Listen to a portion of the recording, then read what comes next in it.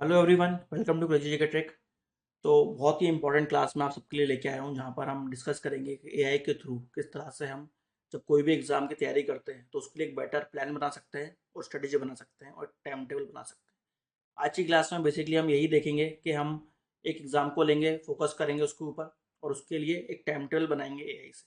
तो कभी भी जब आप ये चीज़ करें और कोशिश करें एक टाइम टेबल बनाने की, प्लानिंग करने की, स्ट्रेटेजी बनाने की, तो क्या चीज़ें आपको माइंड में रखनी है वो सबसे पहले मैं डिस्कस करता हूँ। इनिशियली 2-3 मिनट में हम डिस्कस कर लेंगे वो, उसके बाद डायरेक्टली फिर हम जंप करेंगे एआई पे और एआई से एक प्लान बनवाएंगे हमारे लिए और उस प्लान को हम किस तरह से यूज़ कर सकते हैं उसके बारे में बात करेंगे। तो मेजरली यहाँ पर हम इसी बात पर बात करने वाले हैं। चलिए शुरू करते हैं। तो आपको भी पता है कोई भी एग्जाम की जब आप तैयारी करते हो तो प्लानिंग करना उसको लेकर और उसके लिए एक अच्छी सटीक स्ट्रेटेजी बनाना बहुत इंपॉर्टेंट है। कोई भी एग्जाम यहाँ पर आप ले सकते हो अपने हिसाब से, ठीक है। मैं यहाँ पर रेफरेंस पॉइंट ऑफ व्यू से एक एग्जाम लेके चलूंगा, उसके अकॉर्डिंग चीज़ें करूंगा, मगर आप अपने स्तर पर कोई भी एग्जाम ले सकते हो, कोई इशू नहीं जाएगा आपको। अच्छी प्लानिंग होगी, अच्छी स्ट्रेटेजी बनेगी। पहली स्टेप जो होती है किसी भी एग्जाम को जब हम क्रैक करने की कोशिश करें तो उसको हमने यहाँ पर फेज में डिवाइड कर दिया। पहला फेज हो गया हमारे लिए इंसेप्शन फेज, शुरुआती फेज जिसको हम बोलते हैं। शुरुआत हुई, मन में आया कि यार एग्जाम आया है, नोटिफिकेशन आया है, या पहले से ही था कि अब मैं एलिजिबल हो गया हूँ तो अब मैं इसकी तैयारी करना चालू करता हूँ, जैसा भी आपका प्लान हो, ठीक है। तो पहला फेज है यहाँ पर इंसेप्शन। सबके साथ ये स्थिति जो है आएगी ही आएगी। तो एग्जाम आ गया।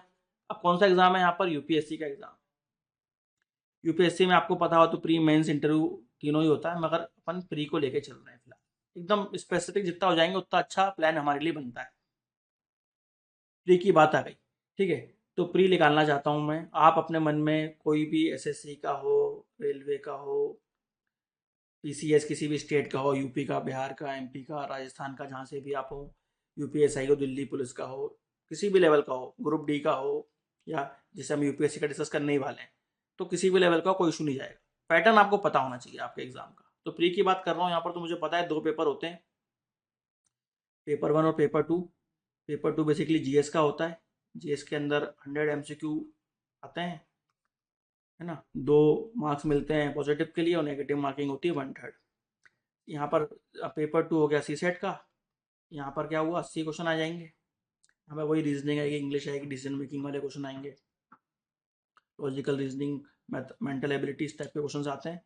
2.5 मार्क्स मिलते हैं राइट आंसर के और वही 1/3 कट जाते हैं, ठीक है। नेगेटिव मार्किंग दोनों जगह। पैटर्न मुझे पता है। सिलेबस की बात आ गई। सिलेबस जीएस की बात करें तो एकदम ग्रेजुएशन तक जाता है और पूरे ही सब्जेक्ट, पॉलिटी हो, इकोनॉमी हो, हिस्ट्री हो, साइंस टेक हो, एनवायरनमेंट हो, करंट अफेयर्स, पूरे यहाँ पर इंक्लूड किए गए। तो सिलेबस काफ़ी वास्ट है, ठीक है।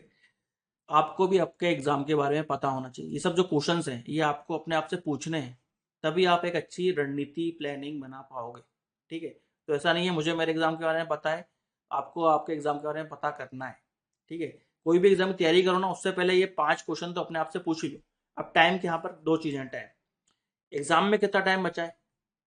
जैसे कि मैं मान लेता हूँ एग्जाम में 6 महीने बचे हैं, ठीक है। मैं चीज़ें अज्यूम करके चल रहा हूँ, एग्जाम में 6 महीने बचे हैं।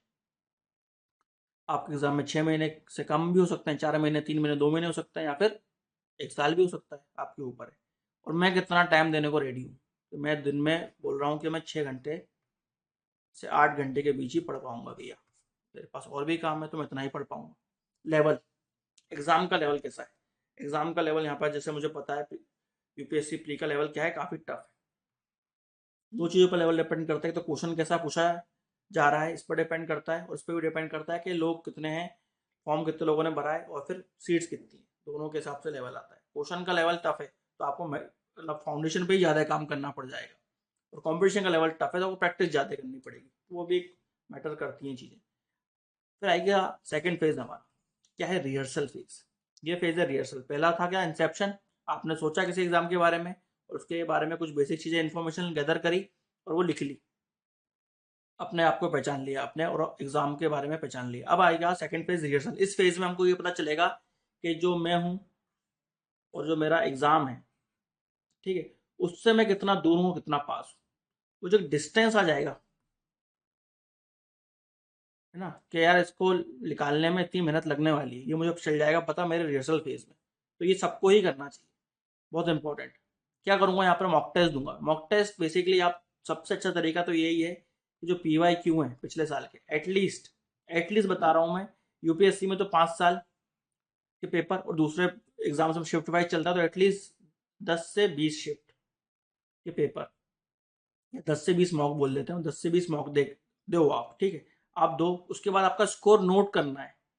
और यहाँ पर एक चीज को जो नोट करना है बहुत इंपॉर्टेंट है, तुक्केबाजी नहीं करना है, गैस वर्क नहीं करना है, मानना है कि रियल एग्जाम ही चल रहा है। रियल में आपका एग्जाम होता तो आप किस तरह से सवालों के आंसर देते, उतनी ही मेहनत से देना है। गैस वर्क करा काम बिगड़ जाएगा, तुक्के मारे काम बिगड़ जाएगा। जितनी नॉलेज है, नॉलेज बेसिस पर पूरा पेपर देना है, प्योर नॉलेज बेसिस पर, ठीक है। आपका एक स्कोर आ जाएगा। अभी जो स्कोर आ गया, इस स्कोर के हिसाब से हम देखेंगे कि आप कट ऑफ से कितना दूर या कितना पास थे, है ना। कट ऑफ से इसको हम कंपेयर करेंगे। जैसे कि 200 मार्क्स का पेपर है, उसमें से आपके मार्क्स आए, मान लीजिए यूपीएससी में मार्क्स आए आपके 60, कट ऑफ उस साल गया था 80, तो 20 मार्क्स दूर। एक साल हो सकता है आपके 70 मार्क्स आए हो मगर कट ऑफ ही 105 गया हो, तो इस साल आप 35 मार्क्स दूर। तो इस तरह से आपको एक डाटा आपके पास आ जाएगा और आपको चल जाएगा पता कि मोटा मोटा मैं इतना कट ऑफ से दूर रह रहा हूँ। और आपको ये भी पता चलेगा, एक और चीज़ जो पता चलेगी वो ये है, कितने क्वेश्चन मेरे सही थे और किस सब्जेक्ट के वो क्वेश्चन जो थे वो सही थे, और ऐसा कौन सा सब्जेक्ट था जिसका मैं एक भी क्वेश्चन या फिर बहुत कम क्वेश्चन सही कर पाया, ये भी आपको चल जाएगा पता, ठीक है। तो ये सब चीजें डेटा आपके सामने आएगा। आपके गलत कितने हो रहे हैं, राइट और रॉन्ग का रेशो कितना है, ये भी बहुत चलता है पता। एक्यूरेसी बेसिकली आपकी कितनी बैठी, ये पूरा डाटा आपको नोट करना है खुद के लिए। ये भी हम एआई से करवाएंगे, ठीक है। टेंशन मत लो कि मैं कॉपी पेन ही चलवाऊंगा, सब एआई से करवाएंगे, मगर समझा रहा हूँ कैसे होगा। फिर आएगी बात पीवाईक्यू की। प्रीवियस ईयर जो पेपर्स हैं उनको एनालाइज किया जाएगा। कैसे एनालाइज करेंगे हम उनको, ऐसे देखेंगे किस सब्जेक्ट का वेटेज ज़्यादा चल रहा है, level of question medium, easy, difficult, कैसा पूछा जा रहा है, कौन से ऐसे टॉपिक्स हैं जो रिपीट हो रहे हैं बार बार एग्जाम में, एग्जाम के जो क्वेश्चन है उस पर ज़्यादा बनते हैं। तो पीवाईक्यू का पूरा एनालिसिस हम करेंगे, ठीक है। फिर आएगा हमारा स्वॉट एनालिसिस। उसके अंदर क्या करते हैं हम, स्वॉट एनालिसिस में बेसिकली स्ट्रेंथ आपकी क्या है, मतलब आपके कुछ वीक एरियाज हैं तो स्ट्रॉन्ग एरियाज भी होते ही है ना। तो आपको खुद पता होगा पर्सनली, जब आपने यहाँ पर मॉक टेस्ट दिए थे, चल जाएगा पता आपको यहाँ पर कि मेरे पॉलिटी में मेरे अच्छे क्वेश्चन राइट हुए, मेरे हिस्ट्री में थोड़े कम राइट हुए, मगर मेरे यहाँ पर ज्योग्राफी में अच्छे ज़्यादा राइट हो गए थे एग्जाम्पल के तौर पे, इकोनॉमिक्स में अच्छे राइट हुए, मगर इन्वायरमेंट में मेरे इतने अच्छे राइट नहीं हुए क्वेश्चंस। तो आपको अपने वीक और स्ट्रॉन्ग एरियाज पता चलते हैं जब आप मॉक टेस्ट देते हो, इसलिए तो हम देते हैं मॉक टेस्ट। उसके आधार पर आप अपने वीक एरियाज स्ट्रॉन्ग एरियाज को एक जगह लिख लोगे। फिर हम यहाँ पर जाएंगे नेक्स्ट स्टेप पर, वो है हमारी आइडेंटिफिकेशन। ये ये स्टेप हमको बताएगी कि कौन से वो लो हैंगिंग फ्रूट्स हैं। लो हैंगिंग फ्रूट्स बेसिकली वो होते हैं जिनके लिए कम मेहनत करेंगे मगर हमको रिजल्ट जल्दी मिल जाएगा, उनको हम आइडेंटिफाई करेंगे। और एक हम उस चीज़ को आइडेंटिफाई करेंगे, ऐसे टॉपिक्स को, ऐसे सब्जेक्ट्स को आइडेंटिफाई करेंगे जिनके लिए मेहनत हमको ज़्यादा लगने वाली है मगर क्वेश्चन ज़्यादा उस पर आ रहे हैं, मगर आपको सीखने में भी समय लगेगा। जैसे इकोनॉमिक्स है, अब टेक्निकल सब्जेक्ट है। आप सोचो कि एग्जाम में 3 महीने बचे हैं और आप पूरे 3 महीने इकोनॉमिक्स पढ़ो, तो ऐसा नहीं हो पाएगा। तो आपको पहले वो टॉपिक देखना है जिसमें कम मेहनत से हम ज़्यादा गेन कर सकते हैं, उसको आइडेंटिफाई करेंगे, ठीक है। तो ये पीवाईक्यू मॉक टेस्ट एनालिसिस से हमारे सामने आ जाएगा और शॉर्ट एनालिसिस हमारे सामने आ जाता है, ठीक है। तो उसको हम आइडेंटिफाई करेंगे कौन से लो हैंगिंग फ्रूट्स हैं, इस एरियाज में हमको ज़्यादा मेहनत करनी है, मगर अगर मेहनत कर लेंगे तो रिजल्ट अच्छा मिल जाएगा, टाइम लगेगा मगर रिजल्ट मिल जाएगा। अब जैसे कि सी सेट है, अब सी सेट में मेरे को मेंटल एबिलिटी रीजनिंग पे काम करना ही पड़ेगा, तो प्रैक्टिस करनी पड़ती है। तो आपको आइडेंटिफाई करना पड़ेगा कि किस एरिया पर कितनी मेहनत करना जरूरी हो गई। उसके हिसाब से फिर हम क्या बनाएंगे, फाइनली टाइम टेबल बनाएंगे। ये पूरा टाइम टेबल आपके सामने मैं अभी बना के दिखाऊंगा एआई के थ्रू, ठीक है। अब टाइम टेबल बनाएंगे। टाइम टेबल बनाने से पहले दो चीज़ें आपको पता होनी चाहिए कि आप डेली कितना टाइम कमिट करने को रेडी हो। जैसे मैंने पहले ही बता दिया था कि मैं 6 से 8 घंटे से ज़्यादा नहीं पढ़ पाऊंगा, इतना ही टाइम है मेरे पास। उसमें भी मैं ब्रेक डाउन करूँ कि मैं कब कितना पढ़ पाऊंगा। जैसे मॉर्निंग में बोल देता हूँ मैं कि मॉर्निंग में 3 to 4 आवर पढ़ सकता हूँ और रात को 2 से 3 घंटा पढ़ सकता हूँ। तो इस तरह से मेरे क्या आ रहे हैं, मिनिमम साइड आ गया यहाँ पर 6 आवर्स और मैक्सिमम साइड 7 to 8 आवर्स आ रहे हैं, इस तरह से मैंने अपना पूरा रूटीन यहाँ पर देख लिया। अब एग्जाम में कितना समय बचा है, तो मैं मान के चल रहा हूँ 6 महीने बचा है। आप 5 महीने, 4 महीने, 2 महीने, 1 साल, जो भी है आप देख सकते हो। चलो अब आते हैं एआई पे और देखते हैं किस तरह से वो हमारे लिए टाइम टेबल बना के देता है। तो यहाँ पर जिसको हम यूज़ करने वाले हैं वो है चैट जीपीटी। इनिशियल में इसको यूज़ करते हैं, आप किसी और को भी यूज़ कर सकते हो, और मैं कोशिश कर रहा हूँ कि फ्री वर्जन ही यूज़ करूँ आपके सामने। पेड वर्जन भी है हमारे पास और उसको हम तभी यूज़ करेंगे जब हमारा फ्री वर्जन हमारे लिए काम नहीं करेगा, क्योंकि मुझे पता है अधिकतर लोग स्टूडेंट्स हैं तो उनके पास जो है पेड वर्जन नहीं होगा, तो फ्री वर्जन से ही आगे बढ़ते हैं। चलो तो यहाँ पर शुरुआत करते हैं। यहाँ पर माइक वाला जो फीचर है उसको यूज़ करके देखते हैं एक बार, ठीक है। जैसे काम करता है, तो हमको बोलने से ही हमारा काम हो जाएगा। कोई भी भाषाएं बोल सकते हो, हिंदी इंग्लिश, जो आपको सूट करती हो। बस क्लियरिटी रखो बोलने की। चलो शुरुआत करते हैं।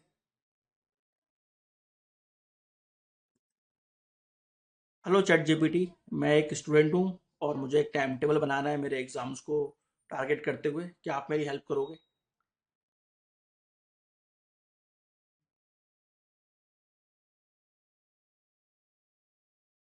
तो यहाँ पर हमने जो बेसिक हेलो हाय कर लेते ना, तो उससे थोड़ा जो हमारी प्रॉम्प्टिंग की रिदम है वो अच्छी इंप्रूव हो जाएगी। प्रॉम्प्टिंग में आपने सीखा भी होगा, जिसने प्रॉम्प्टिंग की क्लास ली थी वहाँ पर। देखो, ये मेरा नाम पहले से जानता है। बिल्कुल दुष्यंत, मैं तुम्हारे लिए एक effective exam oriented time table बना सकता हूँ। मुझे कुछ बेसिक डिटेल चाहिए। इसको पता है कि कुछ डिटेल चाहिए जो मैंने आपको बताई थी, जो हमने डिस्कस करी इससे पहले। वही चीज़ें मुझसे ये पूछने वाला है, तो मुझे पता ही था। आपको जैसे एग्जाम में पता होगा एग्जाम की तारीख कब है, कौन से सब्जेक्ट आने वाले हैं, पूछने लगा मेरे से ये। कितने घंटे पढ़ सकते हो एवरेज, कौन से ब्रेक कितने चाहिए होते हैं, सब उसने मुझसे पूछ लिया। कोई दूसरा कमिटमेंट भी है तुम्हारे, कॉलेज करते हो, क्या करते हो, सब उसने पूछा ना। अब इसको एक एक करके बता देते हैं। देखो, मेरे पास दिन में 6 से 8 घंटे ही हैं पढ़ाई करने के लिए। मैं काम भी करता हूँ। सुबह मैं 3 से 4 घंटे दे पाऊंगा, शाम को मैं आपको 2 से 3 घंटे दे पाऊंगा पढ़ाई के लिए। मेरे स्ट्रॉन्ग एरियाज हैं polity, history, economics, geography. Weak areas मेरे एनवायरनमेंट, साइंस, करंट अफेयर्स हैं। इसके अराउंड मेरे को एक प्लान बना के दो। सी सेट में आखिरी के 3 महीने में रिवाइज करना चाहूँगा, तो सी सेट की मुझे अभी फिलहाल टेंशन नहीं है। मैं यूपीएससी प्रीलिम्स की तैयारी की बात कर रहा हूँ। ठीक है, देखते हैं इसको प्रोसेस कर पाता है कि नहीं। छोटे छोटे ऑडियोज देंगे तो ज़्यादा अच्छा प्रोसेस करता है। ठीक है, इसने जो है यहाँ पर जो लैंग्वेज है उर्दू ले ली है, तो उसको अपन बोल देते हैं कि हिंदी में बात करो और टाइप करो। ठीक है, ऐसे कुछ एरर्स आते हैं तो इनको वहीं के वहीं रिजॉल्व कर लेना है। ठीक है, समझ गया। मेरे तुम्हारे पास रोजाना 6 से 8 घंटे हैं, और 3 से सुबह, और सब जो मैंने बोला उसने मेरे को दे दिया यहाँ पे। अब इसने मुझे प्लान दिया 6 से 8 घंटे के हिसाब से, तो उसको देखें अपन। तो सुबह का जो स्लॉट है, वहाँ पर इसने बोला डीप स्टडी करेंगे। 2 घंटे हम वीक एरिया पर फोकस करेंगे। Environment, science tech, current affair, news paper analysis. Environment में फिर रिवीजन करेंगे, एमसीक्यू लगाएंगे। साइंस टेक का रिवीजन और नोट्स बनाएंगे। करंट अफेयर का वीकली हम कंसल्टेशन पढ़ेंगे। यहाँ पर 7th डे पे क्या करेंगे, मिक्स टेस्ट और रिवीजन लगेंगे। डे वाइज 7 डे का इसने मेरे को एक उसके अंदाजे के हिसाब से दे दिया। फिर स्टैटिक सब्जेक्ट के लिए रोज मुझे बोल रहा है 1 से 1.5 घंटा आपको देना है। घुमाकर पढ़ो, है ना, रोटेट करनी है। कुछ स्ट्रॉन्ग एरियाज को मेंटेन करके आंसर राइटिंग भी हम समझेंगे। आंसर राइटिंग प्रैक्टिस की बोल देंगे, मना कर देंगे, क्योंकि प्री की बात कर रहे हैं।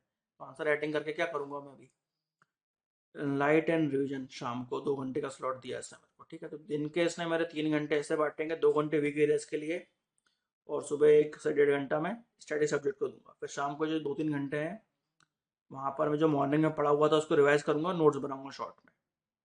डेली करंट अफेयर हो सका तो यहाँ पे पढ़ूंगा, और आधे घंटे एमसीक्यू की प्रैक्टिस कर लूंगा। वीकली स्ट्रेटेजी बेसिकली उसने मुझे ये दे दी है। अब उसको अपन थोड़ा फॉर्मुलेट करते हैं और अच्छे से। ठीक है, और अच्छे से इससे बात करते हैं कि क्या चाहते हैं हम। तो यहाँ पर मैं बोलता हूँ इससे कि सुबह बात करते हैं। मुझे चैप्टर वाइज स्ट्रेटेजी बना के दो इन्वायरमेंट की। मैं प्रीलिम्स की तैयारी कर रहा हूँ, तो मुझे आंसर राइटिंग की प्रैक्टिस अभी नहीं करनी है। मैं फिलहाल फुली फोकस करना चाहता हूँ प्रीलिम्स पे। तो मुझे इन्वायरमेंट, साइंस टेक की स्ट्रेटेजी अच्छी बना के दो, ताकि मैं उस पर काम कर सकूँ। सी सेट की बात हम आखिरी के 3 महीने में करेंगे। देखते हैं क्या बना के देता है ये।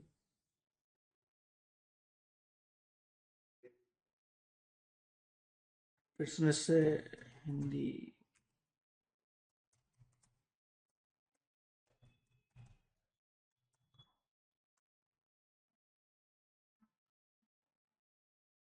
तुम्हारा फोकस अभी प्रीलिम्स पर है, इसलिए आंसर राइटिंग को फिलहाल साइड में रख देते हैं। इन्वायरमेंट, साइंस टेक कर देते हैं। ठीक है, अब इसने मुझे सोर्सेज बताना चालू करी कि एनसीईआरटी लीजिए आप 6 से 12 क्लास तक की, जहाँ पर आपको ज्योग्राफी, बायो, एनवायरमेंट से रिलेटेड सब्जेक्ट मिल जाएंगे। शंकर आईएएस का इन्होंने बोला कि एनवायरमेंट बुक पढ़ सकते हैं, करंट अफेयर के लिए ये सब चीज़ें हैं। चैप्टर वाइज अप्रोच उन्होंने यहाँ पर ये देना चालू कर दी है। ठीक है, पूरा चैप्टर वाइज अप्रोच आ रहा है। ठीक है, पूरा सब कुछ मुझे दे दिया टॉपिक वाइज, जहाँ जहाँ से एरियाज दिए हैं। Study to follow daily routine for environment, और ये मॉर्निंग में 2 घंटे, इवनिंग में इसको इतना पढ़ो डेली, आप इसको रिवाइज करो। ठीक है, वैसे को एक और बात पूछ लेते हैं कि प्रीवियस ईयर पेपर के अकॉर्डिंग कितना वेटेज है इन सब्जेक्ट का। ठीक है, सिंपल जितनी हो सके भाषा में बात करेंगे हम एआई से ना, उतना अच्छा आपको ये आंसर देने वाला है। ठीक है, तो बिल्कुल टाइम वेस्ट नहीं करना है, एकदम नॉर्मल आके बात करिए। जितनी ऑनेस्टी से बात करोगे, जितनी क्लैरिटी रखोगे बात करने में, उतना अच्छा रिजल्ट हमको एआई देता है।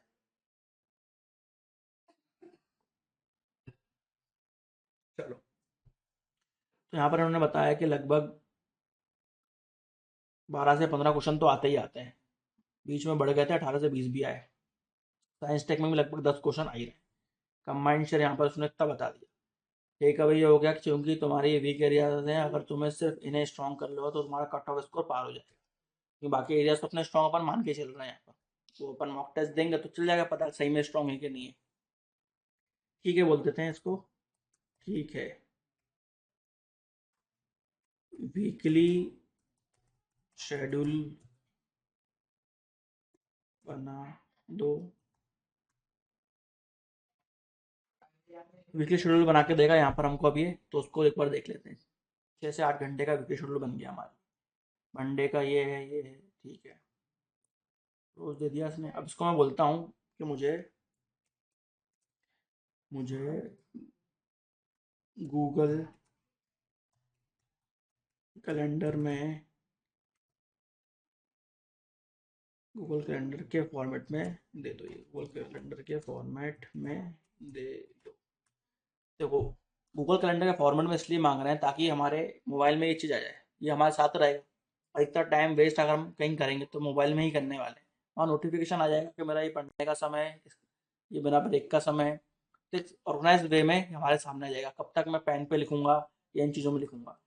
तो ये मेरा उन्होंने एक गूगल कैलेंडर बना के दिया है, इसको देख लेते हैं। अगर तुम चाहो तो उसको मैं 12 हफ्ते 3 महीने तक ऑटो रिपीट पे डाल भी सकता हूँ। फिलहाल इसने 1 वीक का दिया, तो 1 वीक का देख लेते हैं कैसा बना के दिया है। इसने फिलहाल CSV फाइल में दी है। मैं तुम्हें एक Google calendar computer CSV file बना दी है। चलो ठीक, CSV फाइल बनाई है गूगल कैलेंडर से जो कंपेटेबल है। और कैलेंडर खोलते हैं यहाँ पर, मेरा कैलेंडर गूगल का डाउनलोड तो हमने उस फाइल को कर ही लिया है। ठीक है, यहाँ पर जब हम गूगल कैलेंडर के अंदर बेसिक चीज़ें हैं, शायद आपको पता हो शायद नहीं हो। क्रिएट में जाओ, यहाँ पर टास्क क्रिएट करने के लिए तो यहाँ से ऑप्शन आता है, मगर यहाँ पर अपन इंपोर्ट करेंगे, इससे अपन ने बनवाई थी ना फाइल।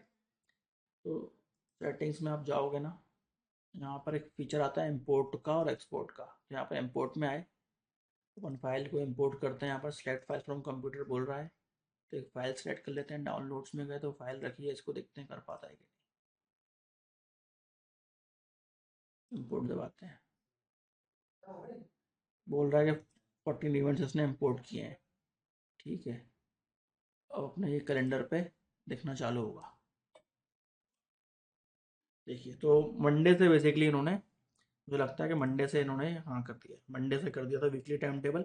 यहाँ पे दिख रहा है कि सुबह 6 से 8 जो का जो टाइम है मेरा खाए का है, ये इसरो सैटेलाइट गगनयान आदित्य L1 को मुझे पढ़ना है।